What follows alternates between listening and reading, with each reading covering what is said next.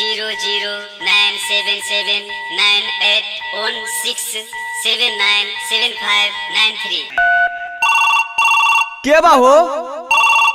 अरे के बा इतना राती में टोटर करे खातिर आइल बारा? ए सरकार ना खिसिया हम ऐनी नहीं हमरा के पठावल गइल ह। अच्छा तो तू पठावा ले लह? बोलो के पठेले बा तारा के? इतने राती में दोसर के पठाई तनी रउआ सोची सुनी हम के बानी। हम कौन हई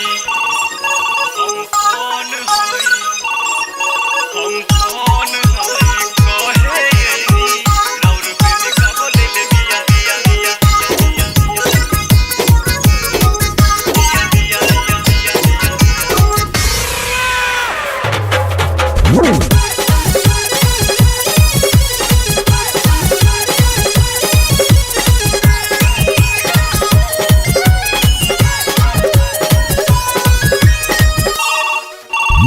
रौरे करिश्मा रौरे भूमिका कोई भी भाषा या कहीं दीपिका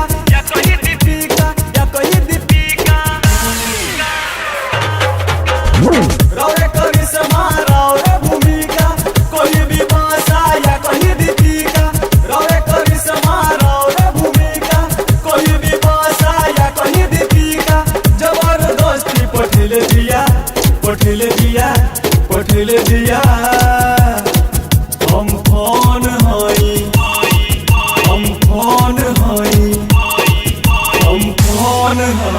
कहे यही राउर प्रेमिका बोले ले दिया हम कौन हई कहे यही राउर प्रेमिका बोले ले दिया हम कौन हई कहे यही राउर प्रेमिका बोले ले दिया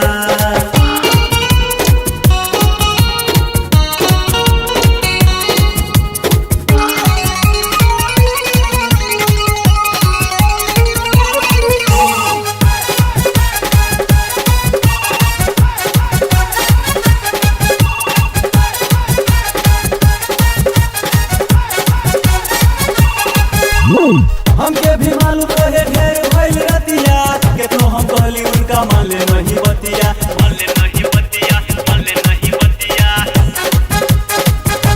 हमके भी मालूम रहे ढेर भइल रतिया केतनो हम कहली उनका माले नहीं बतिया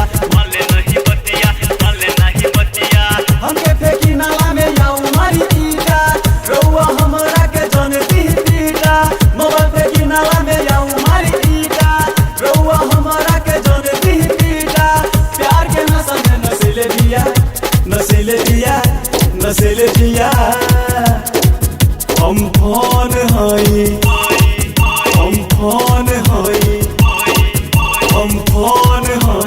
कहे यही राउर प्रेमिका बोले ले दिया हम कौन हई कहे यही राउर प्रेमिका बोले ले दिया हम कौन हई कहे यही राउर प्रेमिका बोले ले दिया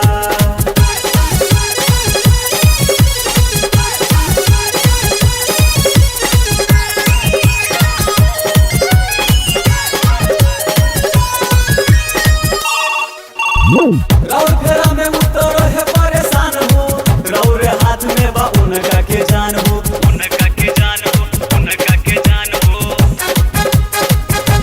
नंबर डायल के ढेर थाकल फोन उठा ली रउआ होई मेहरबान हो आज गइल रहली बाजारे मोबाइल ठीक करो बोली उधारे आज गइल रहली बाजारे मोबाइल ठीक करो बोली उधारे नया बैटरी लगैले दिया हम कौन हई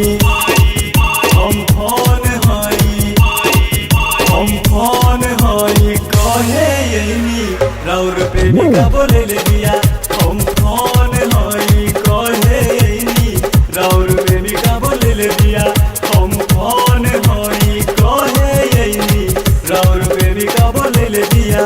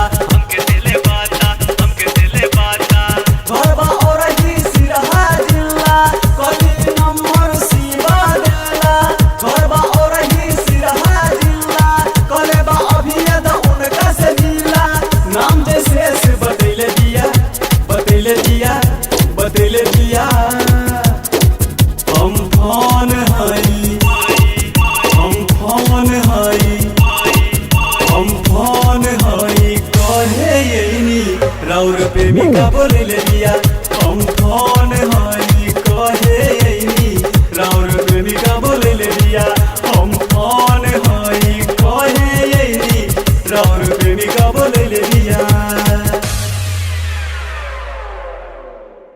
संगम series private limited, recording studio Jhanjharpur Bihar. Director Vijay Kumar ji. Mobile number 9570410094।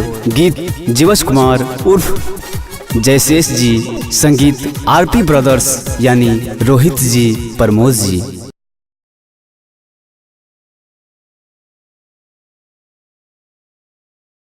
009779816797593। के बा हो? अरे के बा इतना राती में टटर करे खातिर आइल बारा? ए सरकार ना खिसिया, हम ऐनी नहीं, हमरा के पठावल गइल।